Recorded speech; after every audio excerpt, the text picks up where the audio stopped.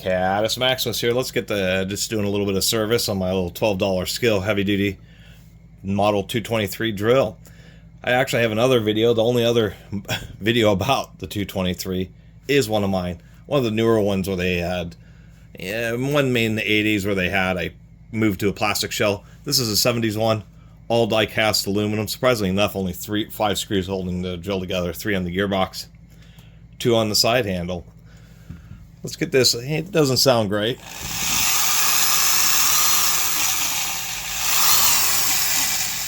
Definitely a dry bearing in there, but the variable speed trigger still works half a century later.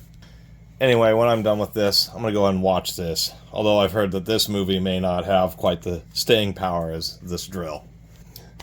The weird, well, it's not even a Spider-Woman movie. It's just a weird Spider-Man universe movie with Don Johnson's daughter from Miami Vice.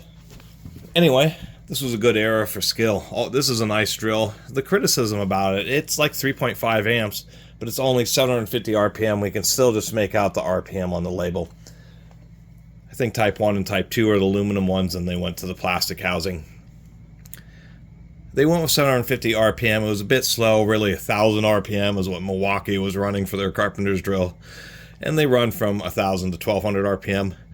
This one you can see a little provision for a little 1/4-inch side handle. So this was just supposed to be a higher torque 3/8 carpenter's drill, just for running hole saws or maybe slightly bigger bits. So they geared it down more, but of course it was pretty slow. 750 RPM is slow for a 3/8 drill, and so that kind of limited its sales. But people liked them just because they were so familiar with the Skil saws, and this is when like Skil drills were still pretty decent. Steel collar on the front bearing there to really reinforce it, and you know, if you drop it, it helps reduce the chance of the aluminum housing. It's a Jacobs industrial chuck, but you know, there was this era there where they actually had a smooth one. This is reversible. It did have a chuck lock screw, but it looks like it's broken off. So either heavy reversing operation, the chuck unthreaded some and actually broke the lock screw, or somebody was trying to get it out of there and didn't realize it was counter threaded. Anyway, do need to toss on a new strain relief since we have to pop out the motor anyway to get at the back bearing, because the rear bearings, that's the biggest thing about old power tools, is these back bearings. In the gearbox, there's all the extra oil from the big reserve of grease that's up there, and it tends to lubricate, get around and lubricate the front motor bearing and spindle bearings and stuff. These back bearings only have the grease from the factory, and so they end up being the ones that dry out the first. Once again, only 2 screws holding this together. We do have a nice little rat's nest. Oh, I see, that's a spider web that's in there. Definitely want to try to get that out of there, just because that kind of impedes airflow. Not a bad switch. That's a 5 amp rated switch. Really oversized, so they have a big, I think it's called a triac, a big variable speed circuit in there.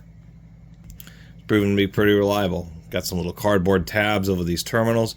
All screw down terminals, which means if we're placing wires, you got to find the special little terminals that will fit in there.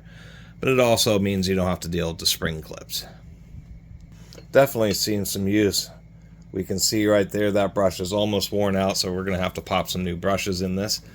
The commutator, after nearly one set of brushes, is still pretty flat, so it's definitely a drill that's meant to take several sets of brushes and definitely be just a nice reliable unit. Anyway, let's pop this motor out. We'll just, let me get some more zoom in here.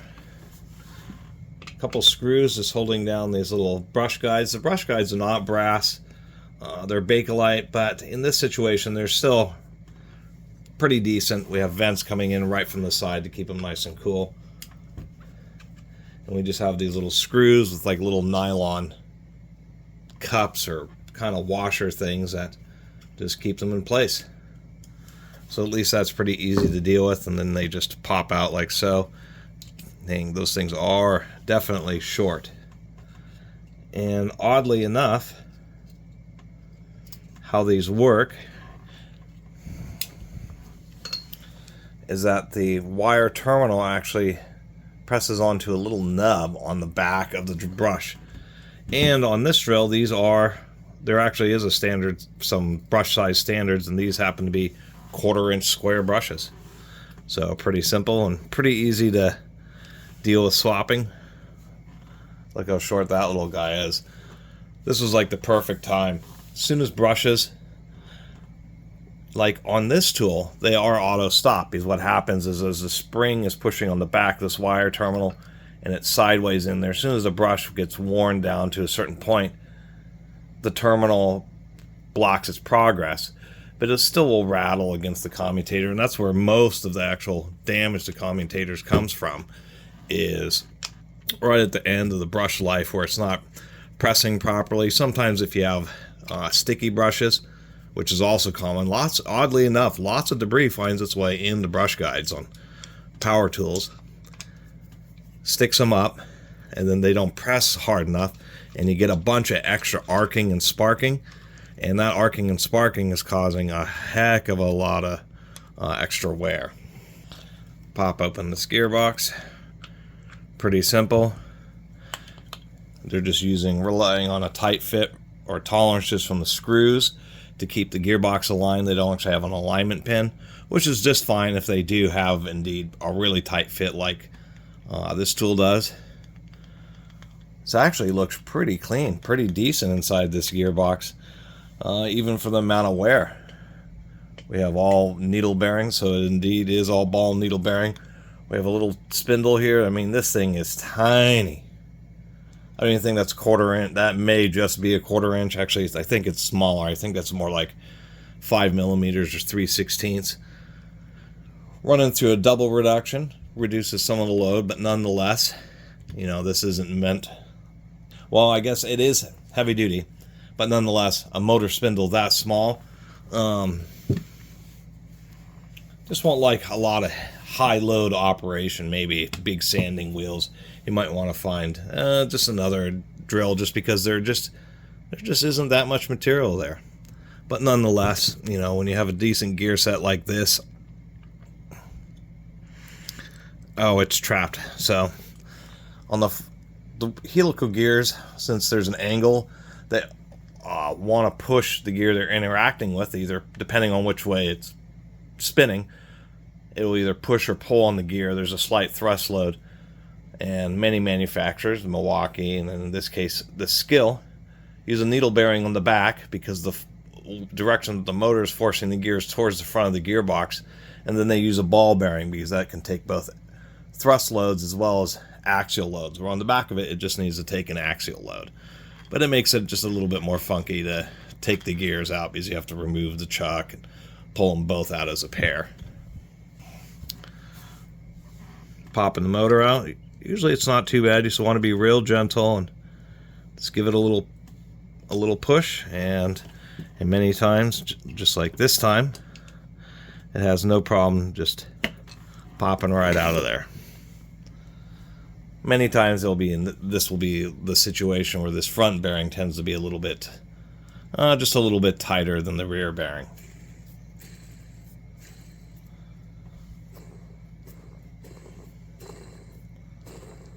This bearing doesn't sound great, but it's this little one in the back that's really going to give us the trouble. Doesn't even have a shield on it because it's in a blind pocket in the back of the drill, so I'm sure I got this little bit of debris from popping it out.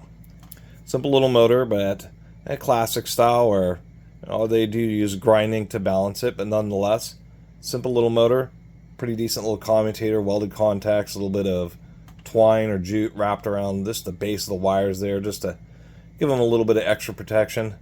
Really nice thick commutator bars. We can see how much material is there, so this motor definitely is made to go to distance, and we can see that it's actually pretty good wear, or pretty low wear, especially for its first set of brushes. Took a bit of fidgeting to get these brushes back in there. Brush guides are the weakest part on this whole tool. Would have been nice if they had just traditional cap type brush holders, but I suppose with the one-piece casting there wasn't enough space to really get access down here, and so that's why they chose this design. Got all sorts of grease in the gearbox. We'll reassemble the front end here. Our trusty strain relief. Make sure that I put it on the correct direction. Can't tell you how many times I put these on wrong. Got all the wires reconnected. And then had to take it all back apart again. Alright, finally got it back together. That took some fidgeting. Like so many of these smaller power tools, you have to carefully route the wires right behind the trigger switch, otherwise they'll get caught under it and you won't be able to close the cover. And if you just run the screws down tight, then the inappropriately placed wires will press on the side of the switch and it'll just get jammed. It's always kind of annoying. You got to do the wire dance. Anyway, grease in the bearings, new brushes.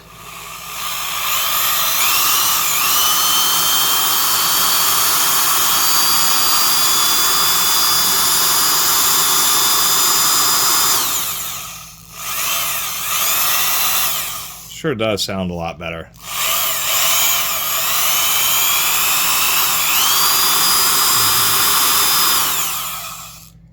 So there you have it. The only thing I couldn't do, and I don't know where was fix the lock screw. We know that this had a lock screw in it. You can just see it see the hole in the center of the back of the chuck.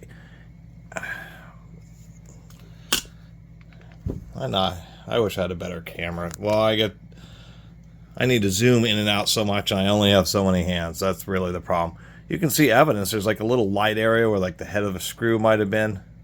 It's hard to see down in there, but you can see like the broken bit of the bolt. It's pretty jammed in there, and you could probably extract it. Probably wouldn't be that bad. Tap it a couple times with a light with a hammer to kind of loosen up, and then use a left hand drill bit to start drilling it out, and that will probably end up catching it. But this is not going to be my go-to 3/8 drill, and I was going to demonstrate with the 1-inch spade bit, and that was what the last pause was about.